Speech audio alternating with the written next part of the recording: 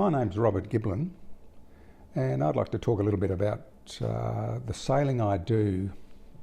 I've sailed all my life. I was lucky enough when I was a small boy, my father bought a small cruising boat, and we used to have family holidays in it down the Dontracastle Channel or other parts of southeast Tasmania, which is a great place for mucking around on a boat. We were really camping on the boat. It was we'd usually anchor for a few days and go ashore and swim and fish, a lot of fishing.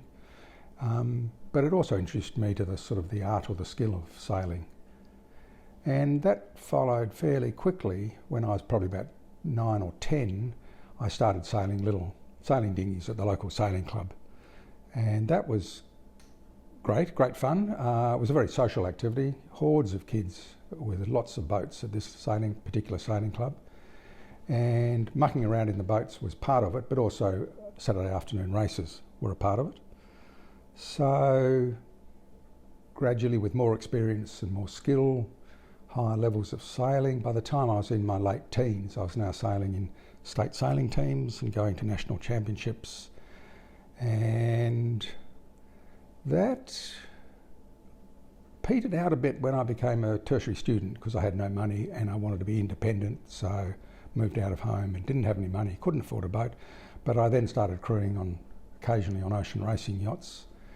And that one thing led to another. That led to a trip on a famous Sydney Hobart boat going back to Sydney after the Sydney Hobart race, sailing back to Sydney on that.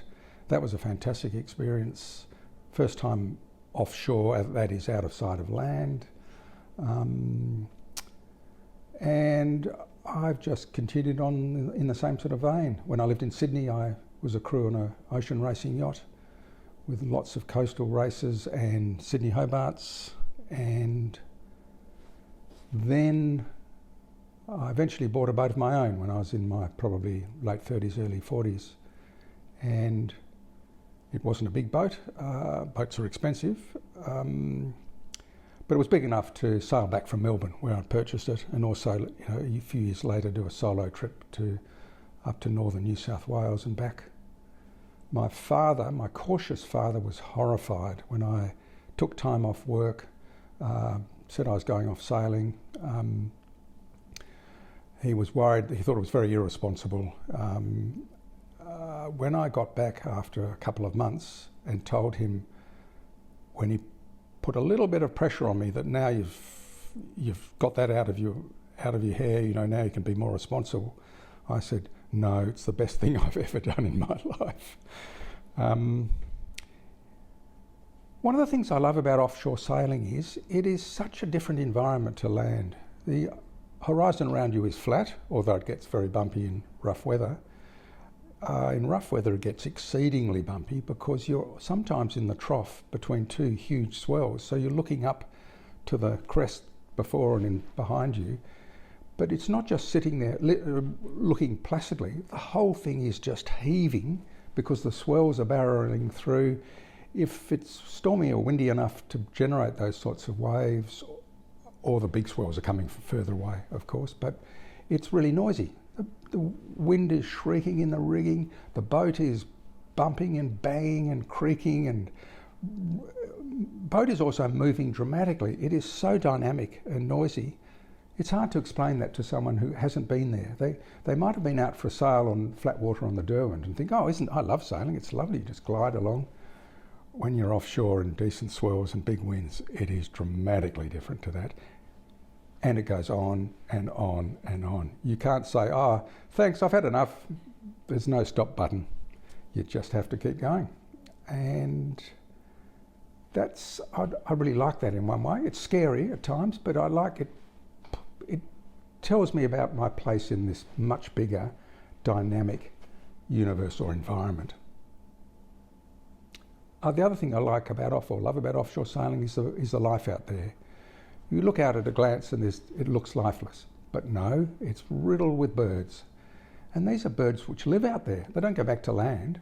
I'm talking about when you get far enough offshore. They live out there. And one trip I did to New Zealand in winter, midwinter, a hard trip because of short daylight hours and a lot of strong winds, including gales.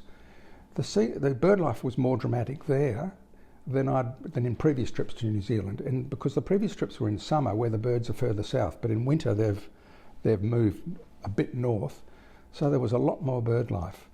And some of them are the big, majestic, wandering albatrosses with 12-foot, 3-metre wingspan, and they hardly flap their wings. They just glide around effortlessly, but that's their home. And in contrast to that, the tiny little storm petrels, which are tiny little sparrows. It's also their home. They just live out there. They're little delicate things. And I can think of one experience on that French yacht sailing to New Zealand, and the worst weather we had was the biggest gale I've ever been in.